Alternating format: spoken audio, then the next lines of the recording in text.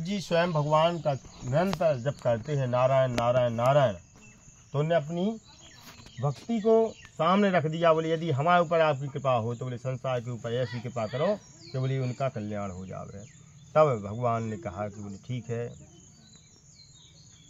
भगवान ने कहा कि हे नारद, मनुष्यों की भलाई के लिए अगर आप अपने लाने अगर कुछ मांग रहे होते तो हम तना मना कंजूसी कर देते, लेकिन बोले आपने संसार के ऊपर अनुग्रह कृपा करने की कृपा कामना से है जो प्रश्न किया है, मैं तुमको कहता हूँ सुनो। अति पुण्य प्रदान करने वाला स्वर्ग और मृत्यु लोक में दुर्लभ व्रत है। बोले अति श्रेष्ठ व्रत आज मैं आपसे कहता हूँ।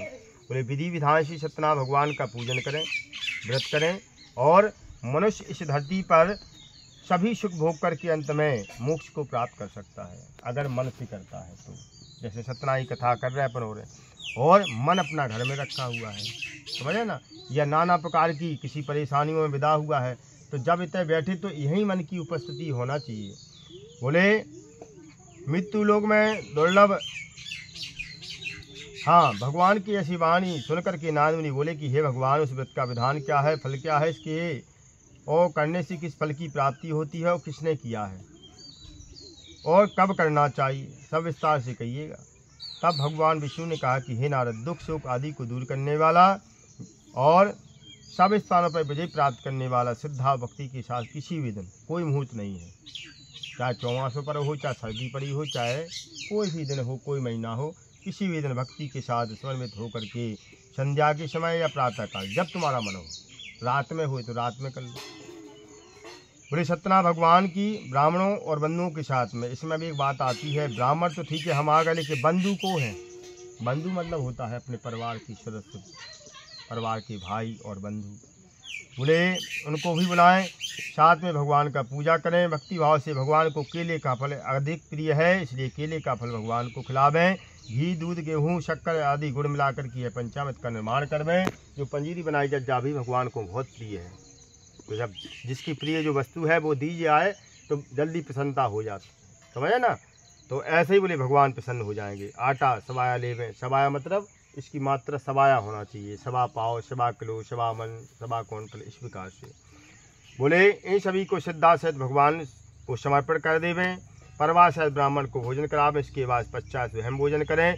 रात्रि भगवान का भजन कीर्तन करवें और पूरी रात्रि जागरण करवें। तदनंतर भगवान नारायण का स्मरण करते हुए अपने समय को व्यतीत करें। इस तरह मनुष्यों का पूजन और व्रत करने से सभी मनोकामनाएं पूर्ण होती हैं।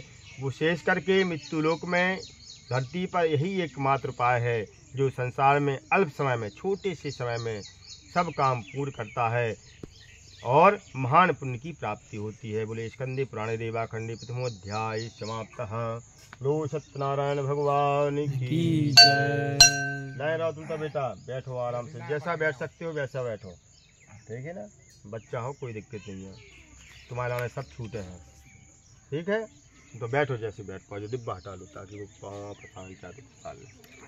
द्वितीय अध्याय प्रारंभ से निर्धन ब्राह्मण तथा लकड़ी बेचने वाले की एक कथा आती है द्वितीय अध्याय में, जो तो महात्म कथा हो गई। बोले सुजीवाच अथान्यत प्रवीक्षामि कृतम एन पुरादुजा कश्चित काशीपुरे रम्ये आसीत विप्रो नीति ने धना।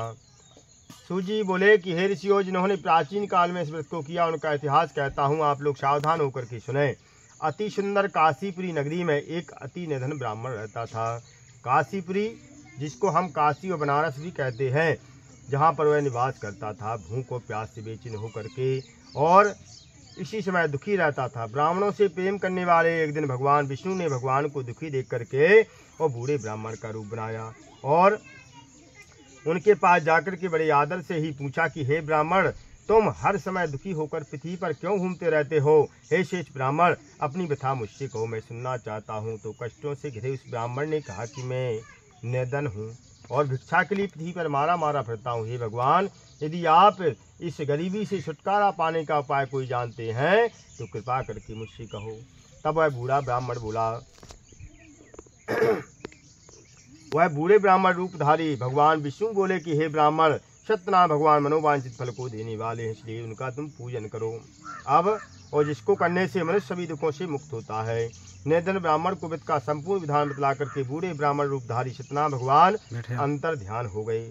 अब बूढ़े ब्राह्मण ने जिस वित्त को बतलाया है मैं उसको अवश्य विधि विधान से करूँगा, ऐसा मन में निश्चय करके ब्राह्मण निर्धन ब्राह्मण घर चला गया। परंतु उस रात उस ब्राह्मण को रात में नींद नहीं आई। बोले नींद काहे नहीं आई? बोले मन में संकल्प ले लिया कि भगवान सत्यनारायण का अगले दिन व्रत करना है और घर में 2 रुपया नहीं है, घर में भंडारा भी करने, परिवार के सदस्यों को भी भंडारा करवाना है। बोले अब जब जहाँ पे दम ना होवे, दम को मतलब हो दमड़ी माने पैसा ना होवे, तो आदमी को नींद नहीं है और रात में सोत नहीं है।